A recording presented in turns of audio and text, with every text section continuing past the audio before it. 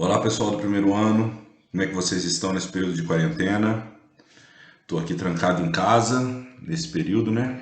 Para preservar, me preservar e preservar todo mundo que a gente tem contato na escola. Como foi dito no vídeo introdutório, a gente vai tentar fazer um acompanhamento por meio dessa ferramenta digital. Aqui eu vou explicar a matéria para vocês, corrigir alguns exercícios com vocês e esperar as dúvidas que vocês tiverem para dar o retorno. Esse vídeo, especificamente, é um vídeo da matéria de filosofia, que vai tratar das aulas 4 e 5 do livro de vocês, que vai falar dos filósofos pré-socráticos. A gente já introduziu eles na última aula presencial, mas eu vou retomar essa parte teórica para a gente poder dar andamento nela e corrigir os exercícios. Vou fazer os exercícios comuns com vocês, que tem no livro de vocês a primeira sessão, e deixar para vocês fazerem a tarefa para depois tirarem as dúvidas, ok? Também devo vasculhar o plural para montar uma lista de exercícios com uma data determinada para a entrega da resolução dela. Então vamos começar a falar desses pré-socráticos. A gente, nas primeiras aulas do livro, nossas primeiras aulas do ano, a gente falou do surgimento da filosofia, dos elementos que caracterizam o pensamento filosófico, os fatores que fizeram surgir a filosofia. E agora a gente vai falar dessa primeira leva de filósofos que surgiram no mundo grego antigo.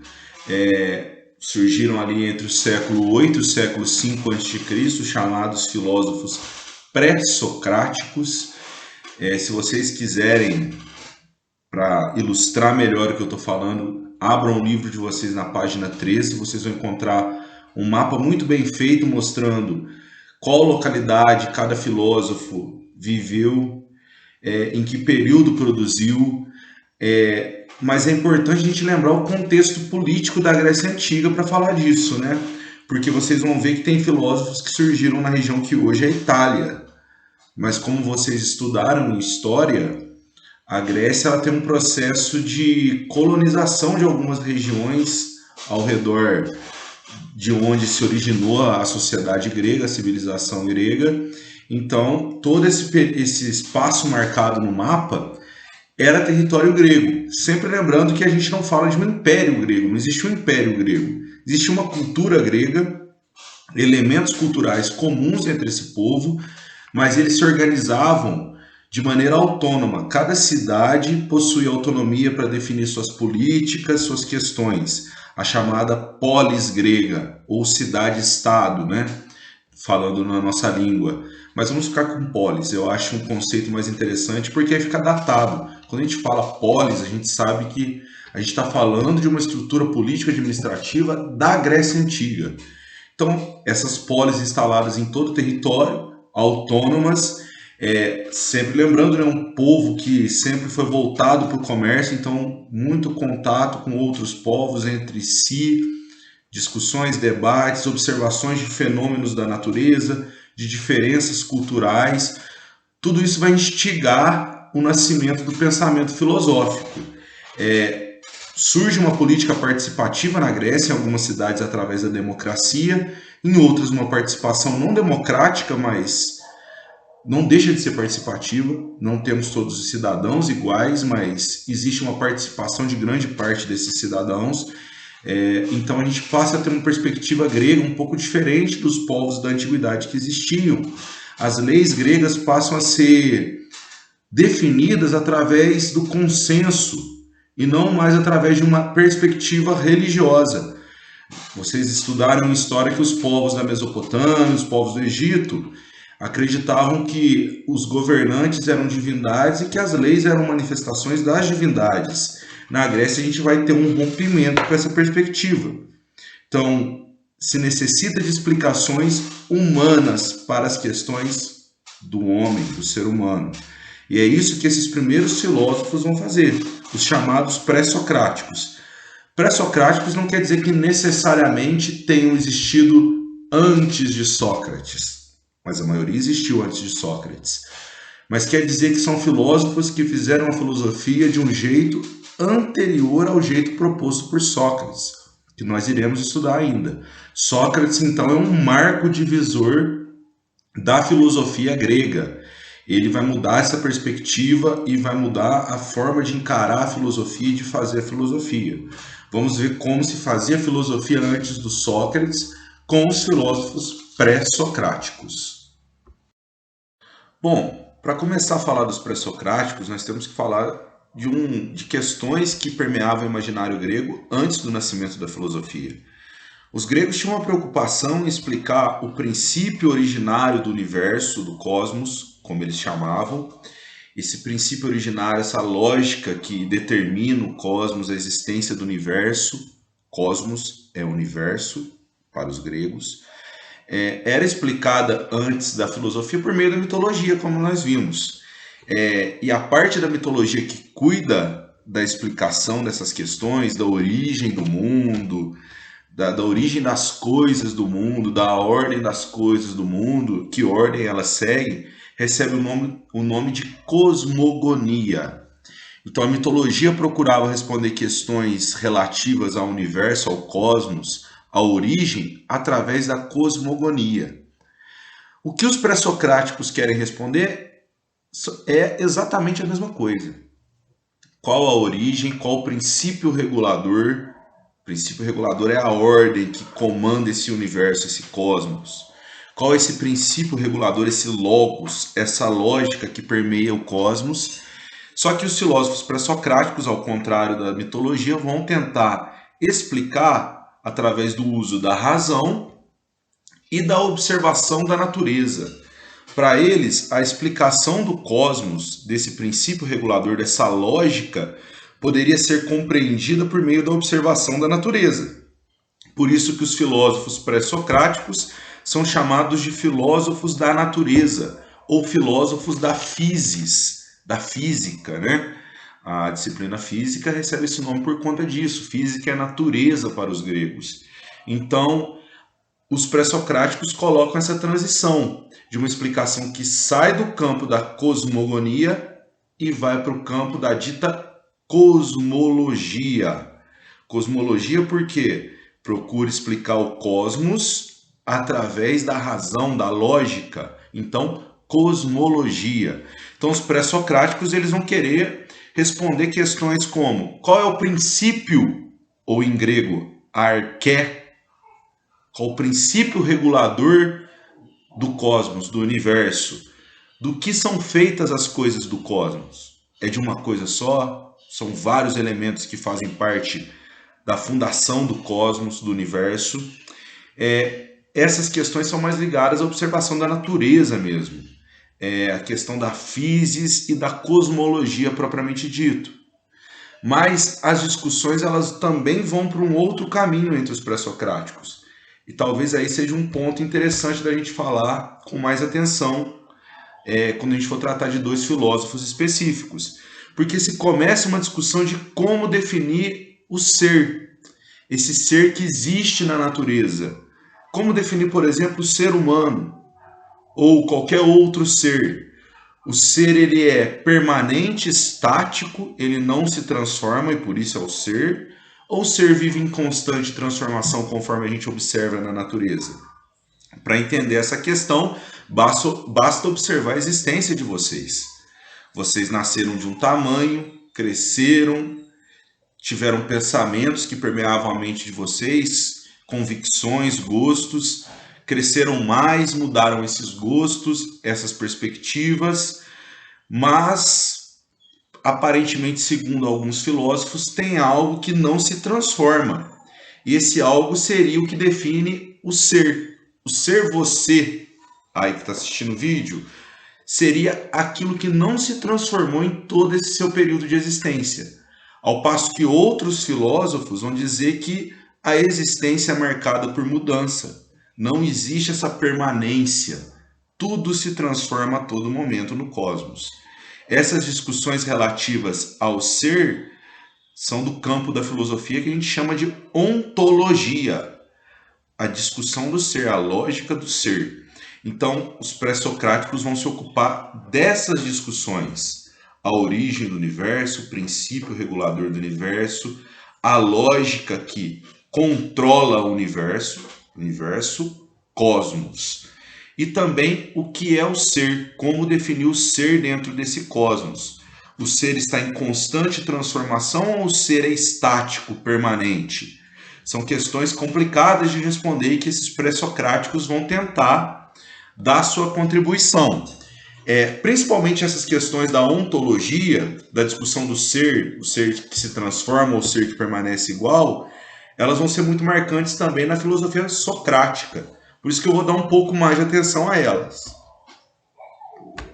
O primeiro filósofo pré-socrático que a gente vai tratar é Tales de Mileto, que viveu aproximadamente entre o século 7 e o século 6 a.C. A gente vai falar sempre aproximadamente em relação a esses filósofos, porque o que a gente tem são poucos registros deixados por eles, né?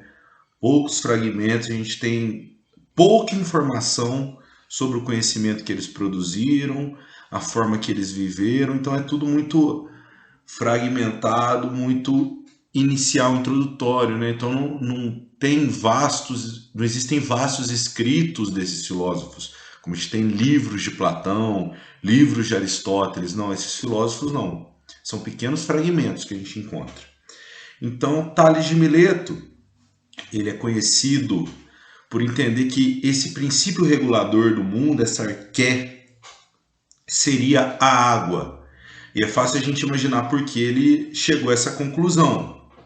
Observando a natureza, ele vê que a água está presente em todo momento, né, da criação da vida. Cai a água na terra, brota a vida dali. A água evapora, vai para o céu, se condensa, se transforma em nuvem, volta através de água. Então ele entende que tudo nesse universo é composto por água, tudo no cosmos é água, são manifestações da água. De certa forma ele não está de todo errado, né? Quando a gente estuda biologia, a gente vê a composição química dos seres vivos e a maior parte deles tem uma grande quantidade de água na sua composição, mas ele ficou por aí. Outra colaboração importante que ele traz é que ele vai trazer o conceito de alma. Ao observar os ímãs, ele já tinha trabalhos com magnetismo, né? Vocês vão estudar, acho que isso em física depois, só a introdução também, né? Vendo que o primeiro a observar a estática, o magnetismo, foi o Tales de Mileto. O Tales de Mileto entendeu que tudo tinha uma vida própria, tudo tinha uma propriedade única de vida, né? Isso ele chamou de alma. Todas as coisas possuíam uma alma. Algo que é esse princípio de unidade daquela coisa, que faz aquela coisa ser aquela coisa e não outra. Então, o que faz eu ser eu e não outra coisa? É a minha alma. A minha alma é essa minha unidade. É o que me faz único. Então, ele entende que todas as coisas possuem uma alma, mas são todas manifestações da água. Então, essa é a primeira questão colocada pelos pré-socráticos por Tales de Mileto, né? Um dos mais famosos filósofos pré-socráticos. A água é o princípio arqué de tudo e ele começa a trabalhar com a ideia de alma, que vai ser importantíssima na discussão da ontologia do ser. E vai ser fundamental também futuramente para filósofos socráticos, como Platão, Aristóteles, mas principalmente Platão. Platão vai trabalhar muito bem essa ideia de alma. Então, vamos prosseguir. Passando Tales de Mileto, a gente vai falar do Pitágoras, muito conhecido de vocês pelo teorema dos catetos e da hipotenusa, da relação lógico-matemática existente entre essas partes do triângulo, esses lados do triângulo. Então a gente já vê o caminho que o Pitágoras vai.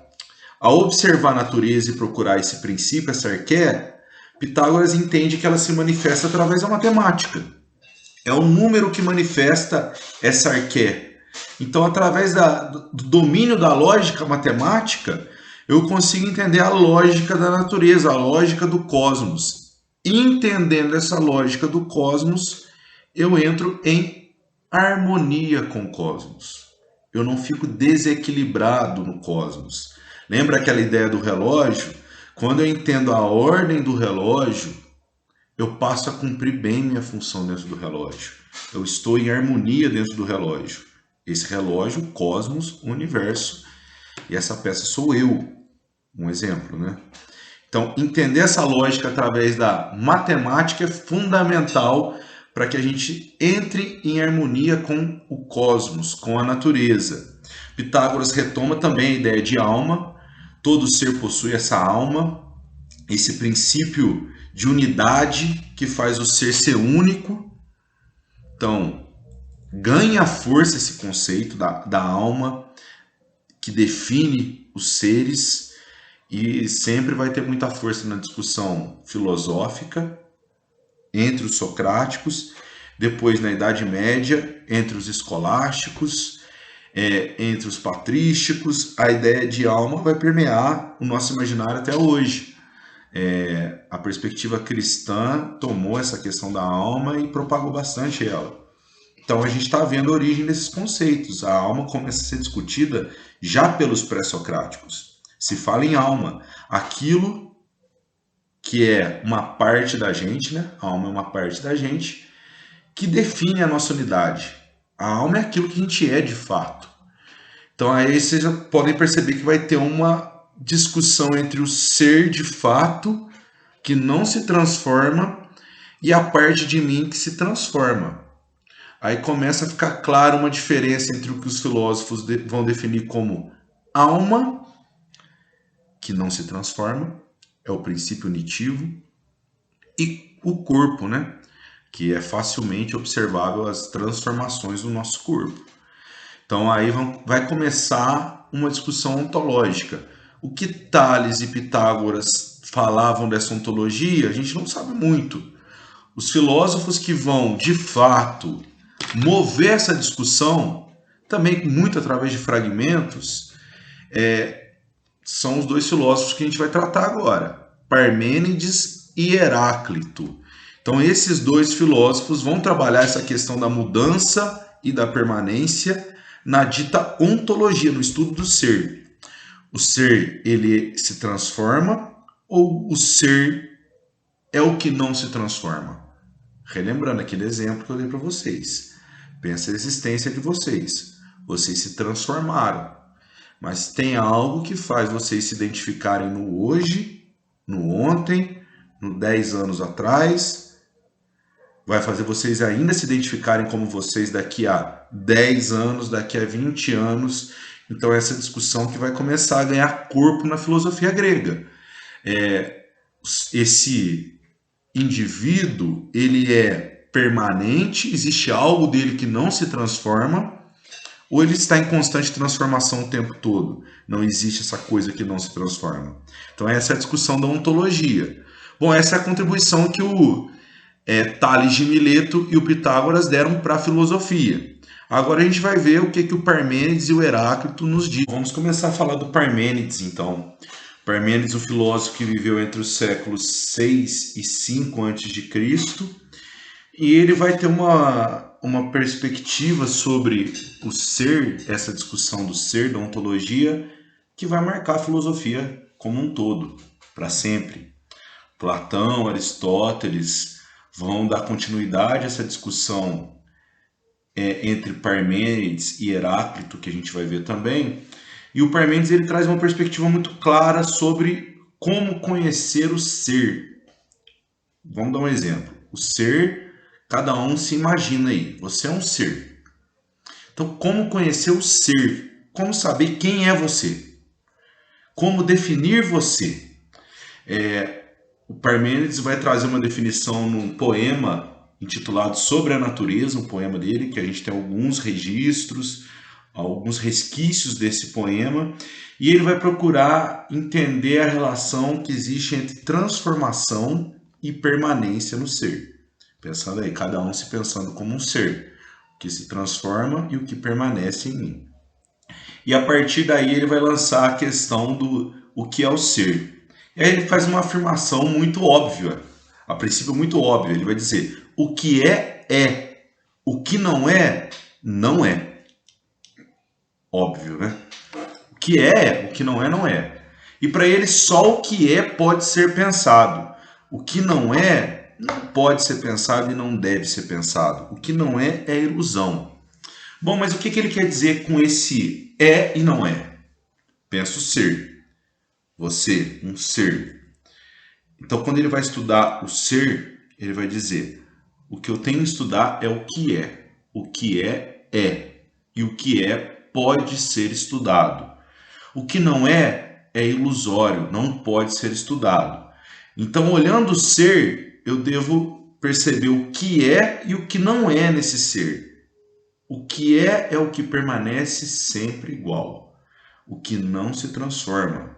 Foi ontem, é hoje e será amanhã. O que é, não muda. E por isso pode ser conhecido, sem nenhuma preocupação, porque ele não vai sofrer transformação. Então eu já obtive o conhecimento sobre o que é. O que não é não pode ser conhecido, porque ele não é o ser. Então, o seu penteado de cabelo não é você, não é o ser. Ele se transforma. Mas tem algo em você que faz você ser identificado como único. E que mesmo que você se transforme fisicamente, que você mude alguns traços de personalidade, tem algo que vai permanecer igual, segundo Parmênides. E isso é o que é. E é isso que permanece igual, que é você, que é o ser, pegando cada um como exemplo, né? Que deve ser estudado pela filosofia. O que não é são as transformações, que são muito percebidas pelos nossos sentidos, né? A gente olha para a natureza e a gente vê transformação a todo momento. Então, o Parmênides está querendo dizer o seguinte: quando a gente for estudar a natureza, os seres da natureza, a gente não deve se prender nas transformações. A gente tem que buscar as permanências. O que é. O que é, foi e sempre vai ser. Essa é a ideia de Parmênides, que vai marcar muito a filosofia. Para ele, na hora de estudar o ser, na hora de estudar qualquer coisa, eu devo procurar entender o que sempre foi e sempre será no ser. O que não se transforma. O que é. O que se transforma não é o ser.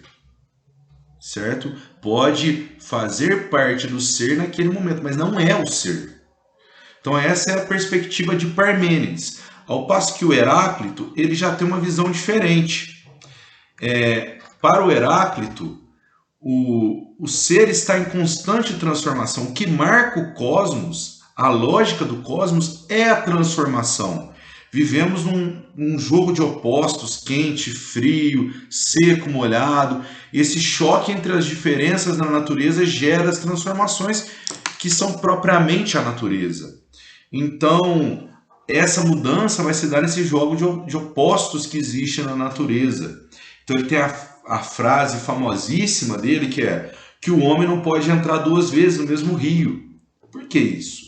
Porque a água já não vai ser mais a mesma. Então, posso falar que entrei no mesmo rio? Não, porque a água do rio mudou. E eu também mudei com a experiência de mergulhar no rio a primeira vez e todas as experiências que eu tive nesse intervalo entre um mergulho e outro. Então não existe permanência. Tudo é constante transformação. E ele quer entender essa lógica que move essa transformação. Não existe essa coisa estática, permanência em cada ser. Nós, como seres, somos transformados a todo momento. Nada permanece igual. Mas existe uma lógica que opera essas transformações, que se dá no jogo de opostos. Esse jogo entre dois opostos, quente e frio, seco e molhado, alto e baixo, vai definir as transformações do cosmos. Esse princípio racional que traz a dinâmica do cosmos. Então, Parmênides vai entender que a gente deve procurar o que não se transforma, o que é por não se transformar, ao passo que o Heráclito, ao contrário, ele entende que tudo é transformação e ele só quer perceber o que move essa transformação. Então são duas perspectivas muito diferentes de filosofia. Para o Parmênides, é no ser, no que não se transforma, que a gente encontra a verdade. O que se transforma é a ilusão, a enganação. Então a verdade está no que não se transforma. A aletheia, a palavra grega para verdade, está no que não se transforma, no ser. E a transformação é fruto da enganação para o Parmênides. Seria a doxa, o que se transforma opinião. A opinião não é constante, porque ela se baseia na observação das transformações. Então, aí fica muito claro que para ele o estudo deve ser dirigido para o ser, porque sempre permanece igual. Enquanto Heráclito, que viveu no mesmo período que Parmênides, século 6 e 5, ele vai ter uma visão diferente. Para ele, a natureza é constante transformação e então cabe a nós entender a lógica que move essa transformação. Bom, a diferença dos dois é fundamental depois para a gente pensar Platão, pensar Aristóteles, porque são essas questões que vão mover os dois também. Quando eles vão estudar os seres, ou qualquer outro conceito, eles vão cair nessa mesma posição. Onde eu devo encontrar a verdade? Naquilo que não se transforma ou na transformação? Existe algo que não se transforma? Então essas questões vão marcar profundamente a filosofia. Parmênides, o que é, o que não é, não é. Ele busca a permanência. E Heráclito, um homem não mergulha duas vezes no mesmo rio. Tudo se transforma. Heráclito busca a mudança. Um foca no que permanece igual, outro foca no que muda. O último pré-socrático que a gente vai tratar na nossa aula é Demócrito, um filósofo que viveu entre o século V e o século IV a.C. Ele vai seguir uma perspectiva do Heráclito, de que tudo se transforma, mas ele tem um pensamento muito interessante, porque ao tentar entender essa transformação, ele também quer procurar o princípio unitivo, a arqué do cosmos, como os outros pré-socráticos também queriam. E a observação que ele faz é muito interessante, porque ele vai criar um conceito que vai marcar a história do conhecimento, que é o conceito de átomo. Surge de uma seguinte lógica de pensamento dele. Quando a gente pega um objeto, imaginem aí um quadrado. Eu divido esse objeto em dois. Eu passo a ter dois objetos menores. Descarto um, fiquei com o menor. Posso novamente dividir ele em dois e ficar com dois menores. Descartei e continuo com o menorzinho. Esse que eu fiquei, posso dividir, descarto um, fico com o menorzinho. E eu posso repetir essa operação infinitamente. Porque sempre que eu consigo imaginar uma área, algo ocupando uma área, eu usei o quadrado, mas pode ser qualquer objeto. Imagina uma caneta, você dividindo ela em duas. Peguei e dividi em duas. Peguei uma dessas duas partes e dividi em duas. Peguei mais uma parte e dividi em duas. Sempre que eu imaginar que existe uma parte, eu consigo criar o raciocínio de essa parte pode ser dividida em duas. O que o Demócrito vai propor? Ele vai falar: o universo não pode ser assim. Senão tudo se desintegraria, nada teria unidade. Seria tudo muito diluído, muito fluido. A gente não ia ter solidez nas coisas. Então ele vai chegar à conclusão de que a gente vai repetir essa operação, mas vai chegar um momento que vai existir uma parte que não pode ser dividida. E essa parte se chama átomo, aquilo que não é dividido, o indivisível. Então, o cosmos, o universo, é composto por átomos. Vamos pensar esses átomos como tijolinhos. E cada coisa é uma organização própria desses átomos. Então, eu sou uma organização própria desses tijolinhos. A porta que está aqui atrás de mim é uma organização própria desses tijolinhos. Mas sempre tijolinhos. Ele fala até em alguns tipos de átomos, mas não vem ao caso para a gente aqui agora.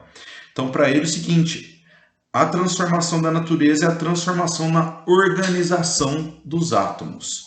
Essa é a contribuição que o Demócrito dá ao falar da natureza, do cosmos. Então ele traz o conceito de átomo, que é muito falado na física até hoje. Claro que hoje a física, com a tecnologia, já chegou à conclusão de que o átomo também é dividido. Tem lá o próton, o nêutron, o elétron, e mesmo esses elementos do átomo também são divididos. Mas a gente sempre busca essa lógica, né? Essa lógica que o Demócrito operou lá há mais de 2000 anos atrás, ela ainda continua sendo operada no estudo da natureza. Então ele traz esse conceito de átomo. Os filósofos pré-socráticos, então, têm esses temas ligados à natureza. Hoje não são tão estudados mais por conta de que a ciência, como a gente sempre falou aqui nesse vídeo, né, a física, a biologia, a química, dão conta de responder essas questões muito melhor, né? Pelos métodos desenvolvidos, pela tecnologia desenvolvida.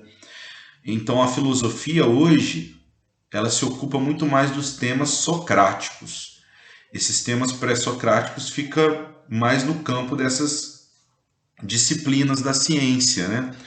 Então, vimos alguns pré-socráticos importantes, vimos que em comum nessa discussão está qual é o princípio que regula o universo, a ordem, esse princípio que regula, ou a ordem que regula o universo, Tales a água, Pitágoras o número, Demócrito chega na ideia de átomo, e a discussão entre o que eu devo conhecer no ser. Quando eu vou estudar um ser, o que eu devo procurar no ser? O que permanece igual ou o que se transforma? E aí quem vai colaborar mais é Parmênides e Heráclito. Esses dois, inclusive, eu acho que são os mais importantes dos pré-socráticos, porque eles vão fomentar a discussão dos socráticos também. Eles vão ter um impacto muito grande nos socráticos. Disse que Demócrito era o último filósofo pré-socrático que a gente ia abordar na nossa aula, mas não é o fim da nossa aula. Vocês vão observar que no final do livro de vocês, na página 15, no final da parte teórica, tem um tópico que diz pré-socráticos, os sofistas. Bom, eu acho essa definição problemática, colocar os sofistas como pré-socráticos, porque a gente fez todo um desenho do que seriam os filósofos pré-socráticos ligados à natureza, discussão da natureza, da arqué, que é o princípio regulador do cosmos, do ser, e os sofistas eles têm uma ideia completamente diferente. O livro trouxe como pré-socrático porque é uma tradição anterior a Sócrates, ou assim, contemporânea a Sócrates. Eu acharia mais interessante tratar dos socráticos, dos sofistas junto com Sócrates, porque Sócrates vai se opor muito a eles. Vai ser muito importante saber quem são os sofistas quando a gente for discutir Sócrates, Platão. E a gente vai retomar eles, mas eu já vou falar deles aqui com vocês nessa aula. Quem são os sofistas? Sofistas são pensadores que viveram e produziram conhecimento na Grécia Antiga, principalmente a partir do século V e principalmente na Atenas democrática, na polis de Atenas, quando ela vivia seu período democrático. Os sofistas, ao contrário dos filósofos, eles não acreditam que exista uma verdade. Para eles, essa ideia de verdade é uma ilusão. Então, por isso que eu acho problemático colocar eles no mesmo barco que os pré-socráticos, porque a gente viu que todos os pré-socráticos buscam encontrar uma verdade. Para os sofistas, não existe uma verdade única. Eles são pensadores muito habilidosos, muito inteligentes, que vão ser muito criticados por Sócrates, vão ser os grandes antagonistas da filosofia socrática, que a gente vai estudar. Os sofistas, eles entendem que o que define algo como verdade é a capacidade que eu tenho de fazer o outro acreditar que aquilo é verdade. Então, para eles, a lógica, a busca da razão, isso não é fundamental. Tem um elemento que ganha importância entre os sofistas, que é a retórica, a arte de falar bem, a arte de convencer o outro. Porque a partir do momento que eu convenço o outro que alguma coisa é verdade, aquela coisa passa a ser verdade. Não preciso nem dizer, os sofistas vão ser muito criticados. E a gente vê o problema dessas questões hoje em dia, quando a gente percebe a propagação de fake news e a quantidade de pessoas acreditando nessas fake news. Os sofistas, eles têm os seus pontos positivos, que o Nietzsche, lá no século XIX para o século XX, vai retomar, fazer alguns elogios aos sofistas, porque A princípio eles seriam mais abertos à discussão, mas eles têm essa questão muito problemática, que o que define a verdade é o homem. O homem convenceu o outro a acreditar naquilo. Então não existe a verdade. Se eu convenço você que algo é verdade, naquele momento aquilo é verdade para os sofistas. Então essa é a característica para eles. O homem é a medida das coisas. O que faz algo ser verdade ou não é o homem. É a capacidade dele argumentar a favor daquela verdade e fazer os outros acreditarem na verdade dele. E quando você tem uma multidão acreditando, aquilo passa a ser verdade, de acordo com os sofistas. Eles vão dominar a democracia grega, a democracia ateniense propriamente dita, são senhores da retórica, do debate, debatem muito bem, argumentam muito bem, e Sócrates vai ter um pavor disso. Porque o Sócrates vai dizer, não, o que faz a verdade ser verdade não é o número de pessoas que acreditam naquilo. A verdade ela é verdade independentemente se um acredita ou se 3 milhões acreditam. A verdade ela obedece uma lógica própria, que foge à argumentação. Ela é muito mais ligada à razão do que à palavra, ao argumento, à retórica. Então, encerrando mesmo, né, a parte teórica da nossa aula, vou responder os exercícios com vocês, com os sofistas, que são trazidos nesse capítulo que trata dos pré-socráticos, são colocados como pré-socráticos, mas é bom a gente ter esse distanciamento dos filósofos que a gente tratou anteriormente para esses sofistas. Entre os famosos a gente tem Górgias, Protágoras, que são sofistas que dominavam a ágora, a praça onde eram votadas as questões da democracia ateniense. Eles dominavam esse local, porque eles tinham o dom, e não só o dom, né, o treinamento para convencer o outro a seguir suas ideias. Bom, vamos à correção dos exercícios, então. Página 15 do livro, por favor, peguem os livros aí. O primeiro exercício, a gente tem um trecho de um discurso de Górgias, um sofista. Se vocês leram o livro de vocês aí, vocês perceberam que o Górgias está lá entre os sofistas. E eu vou pedir licença para ler esse trecho para a gente poder resolver o exercício. Então, o trecho de Górgias diz: o discurso é um senhor soberano que, com um corpo diminuto e quase imperceptível, leva a cabo ações divinas. Na verdade, ele pode tanto deter o medo quanto afastar a dor, provocar a alegria e intensificar a compaixão. Então, Górgias está tratando do discurso, dos efeitos do discurso nesse trecho. Então, a letra A, ela pergunta, explica o significado do trecho, com um corpo diminuto e quase imperceptível. Bom, quando Górgias coloca que o discurso tem um corpo diminuto e imperceptível, o que ele está querendo ressaltar?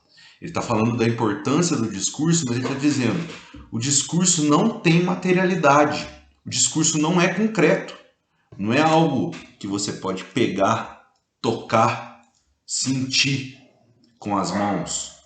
Você não pode olhar, você só escuta, né? Mas o discurso ele não tem materialidade. Se a gente pensar o que são as palavras, né? São vibrações das nossas cordas vocais. Então, quando ele diz um corpo diminuto quase imperceptível, ele está dizendo o discurso não tem materialidade, o discurso não é concreto, mas mesmo assim provoca efeitos muito importantes. Então, a letra A a gente teria que responder nesse sentido. Elaborem um texto aí, ordenando esse pensamento da maneira de vocês têm que treinar a escrita. O importante é isso. Eu orientei vocês na construção do que deve ser abordado nessa resposta de vocês. A letra B já é para citar exemplos extraídos do cotidiano do poder das palavras, de provocar efeitos descritos no texto. O texto fala, né? Pode deter o medo quanto afastar a dor, provocar alegria e intensificar a compaixão. Pode deter o medo? Bom, aí vocês vão pensar os exemplos do dia a dia de vocês. Uma mãe quando dá uma palavra para acalmar um filho, você quando dá uma palavra para acalmar um amigo. Nesse momento que a gente está vivendo, né, da quarentena, de medo muito intensificado, quando vocês recebem uma mensagem, uma fala de alguém que vocês gostam muito, e essa fala, esse discurso tranquiliza, ao passo que tem discursos que amedrontam, né? Então acho que vocês vão procurando exemplos aí para construir isso, né? Pensando também no momento de quarentena, é preciso a piada também, muitas vezes para fazer rir, para distrair, para provocar um efeito mais relaxante. Então, o discurso está presente a todo momento, ele tem efeitos os mais diversos. A gente está pensando muito isso nesse momento de isolamento, de quarentena. As palavras e como elas nos afetam, as notícias e como elas nos afetam. Então, acho que vocês podem pensar uma série de exemplos aí e colocar na resposta da letra B. Bom, façam sozinho a tarefa da página 16 e a leitura complementar. Se vocês tiverem dúvidas, aí vocês podem me procurar que eu vou ajudar vocês a sanar essas dúvidas, né? E também eu devo elaborar uma lista de exercícios sobre os pré-socráticos no plural.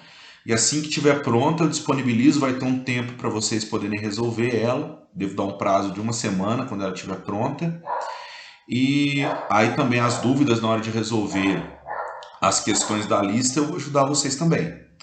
Pessoal, ficou um pouco longa a aula de hoje aqui no vídeo. Eu sei que acompanhar essa videoaula quando ela se delonga demais é difícil, mas é porque é um capítulo que trata de muitos filósofos. Então não tem como ser diferente. Não tinha como eu falar dessa aula de uma maneira mais curta. Ainda ficou menor do que uma aula presencial. Porque não tem as dúvidas de vocês, a interferência de vocês, que muda completamente a dinâmica da aula. Mas eu tentei explicar aqui da melhor maneira possível. Claro que a primeira experiência de aula dessa forma nossa. Então, se eu não me fiz claro em algum momento, se vocês têm alguma sugestão para fazer, por favor, façam que para o próximo vídeo eu tento melhorar a comunicação. O vídeo vai ter alguns pequenos cortes no meio, porque é muito difícil gravar um vídeo de 25 minutos em sequência, né? Então eu gravei em partes. Façam os exercícios aí, se tiverem dúvidas, podem me procurar no grupo de WhatsApp, podem deixar as dúvidas nos comentários aqui do vídeo no canal. Vamos fazer uma comunicação legal para continuar construindo o nosso conhecimento. Continue aí em casa, fechados, em quarentena, vamos respeitar essa determinação do governo, do Estado, que é o melhor para todo mundo agora mesmo, né? Nessa fase difícil que a gente está atravessando, não só no Brasil, mas no mundo inteiro. Vamos dar nossa colaboração para que em breve a gente possa estar de novo juntos na escola, né? A gente sente falta desse ambiente. Por mais que você levante às 7 da manhã e fala, nossa, tem que ir para a escola de novo, isso é chato. Mas chega uma hora que vocês vão sentir a falta que faz. Às vezes já estão até sentindo, né? Quando a gente fica muito tempo em casa, a gente tem que dar um jeito de aliviar a mente. E talvez as aulas aqui pela internet vão ajudar vocês a pensar em outras coisas, a desenvolver outras atividades, certo? Um abraço para todos, até a próxima aula.